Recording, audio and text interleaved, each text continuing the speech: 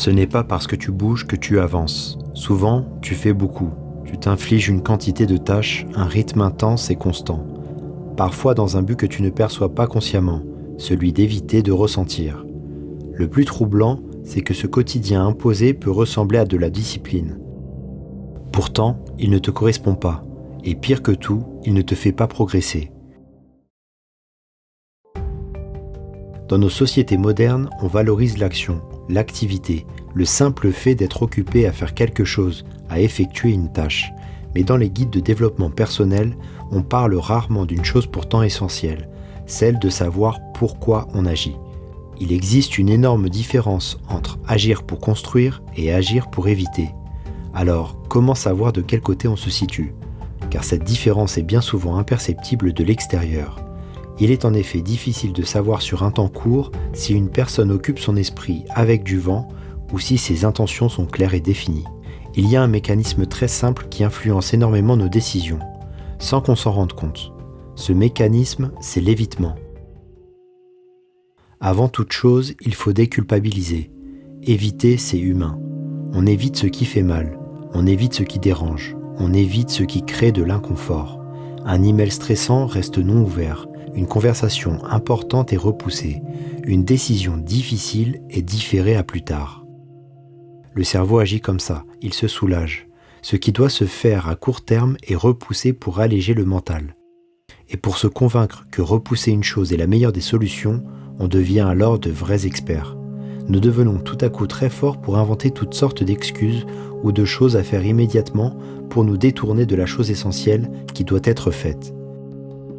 En neurosciences, lorsqu'on évite une situation perçue comme menaçante pour le mental, l'anxiété baisse immédiatement. Cette baisse agit alors comme une récompense. Le cerveau apprend très vite que fuir procure du soulagement. Plus on choisit la voie de l'évitement, plus le circuit se renforce. Le gros problème, c'est que ce mécanisme ne s'arrête pas aux situations concrètes. Il s'étend aussi à l'intérieur. Et ce concept porte un nom, l'évitement expérientiel. L'évitement expérientiel, c'est la tendance à vouloir fuir non seulement des situations extérieures, mais aussi nos propres expériences internes, comme nos émotions inconfortables, nos pensées intrusives, nos sensations corporelles désagréables. On ne veut pas ressentir la peur, alors on évite l'action. On ne veut pas ressentir le doute, alors on surconsomme du contenu. On ne veut pas ressentir la solitude, alors on se distrait en permanence. À ce stade, ce n'est plus seulement un événement que l'on évite, on évite tout ce qu'on ressent intérieurement. Et c'est souvent là que les blocages les plus contraignants commencent. Prenons un exemple concret. Tu as un projet important à lancer, comme un mémoire universitaire. Mais avant toute chose, tu te dis que tu dois commencer par ranger ton bureau. Et puis ensuite, tu te dis qu'il faut optimiser ton ordinateur, préparer la structure, les outils, pour être le plus efficace possible. Puis, tu lis un article pour te mettre dans le bain, puis une vidéo d'optimisation, et tu reviens à la lecture d'un article. Tu regardes une nouvelle vidéo pour te motiver. Tu es actif, tu n'as pas arrêté d'agir une seule seconde, mais ton mémoire n'a pas avancé. L'action même de débuter renferme une peur, celle d'échouer, de ne pas être satisfait de ton travail, ou encore d'être jugé. Les possibilités sont multiples, alors tu bouges autour de ton projet pour te convaincre que tu as toujours un pied dedans, mais la progression réelle de la tâche reste bloquée à 0%.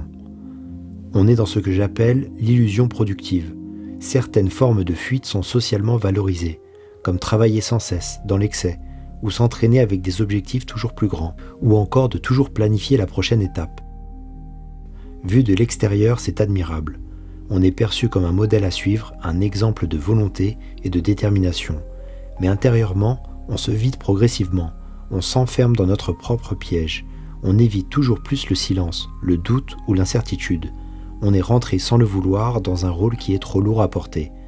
Ce n'est pas l'action en tant que telle qui est le problème, mais la motivation qui se cache derrière. Maintenant, je vais vous dire ce qui se passe quand on cesse d'éviter ses émotions. Ce qu'on observe à travers les thérapies basées sur l'exposition, c'est que lorsqu'on fait face à ses émotions, que l'on refuse de fuir face à elles, elles baissent progressivement d'intensité. Le système nerveux comprend que la situation n'est pas une menace réelle, qu'elle n'est pas aussi insurmontable qu'on se l'avait imaginé. En réalité, c'est très simple. Plus on fuit, plus notre cerveau pense que l'on doit fuir. Il se dit que cette émotion est dangereuse et qu'elle doit être évacuée par n'importe quel moyen. Agir sans fuir, ça signifie rester présent, même quand c'est inconfortable. On n'attend pas que la peur ou le doute disparaissent, on ne cherche pas à les dissiper dans une autre distraction. On les affronte, on les laisse exister et on avance. Ce n'est pas héroïque, mais c'est stable. Si tu veux savoir si tu agis simplement pour éviter de te confronter aux choses qui te gênent intérieurement, pose-toi ces questions simples. Si je n'avais pas peur, est-ce que je ferais exactement la même chose ? Est-ce que mon action me rapproche réellement de ce qui compte ?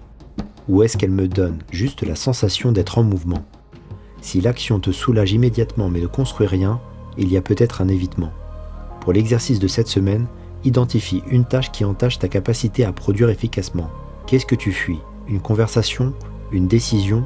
Un inconfort ? Maintenant, au lieu de contourner cette tâche, reste 2 minutes avec les sensations qu'elle te procure intérieurement. Observe où cela se situe dans le corps et commence l'action malgré tout, même légèrement, même si c'est dérangeant, même si tu n'y crois pas ou que tu penses que c'est trop tôt. La qualité du résultat n'est pas ce qui compte pour l'instant. Ce qui compte, c'est que le cerveau apprenne que l'inconfort n'est pas un danger.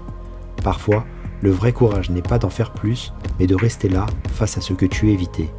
Agir sans se fuir, c'est transformer l'action en construction. C'est poser progressivement les bases de ton projet et de sa réussite future. Et peut-être que la vraie maturité commence exactement ici.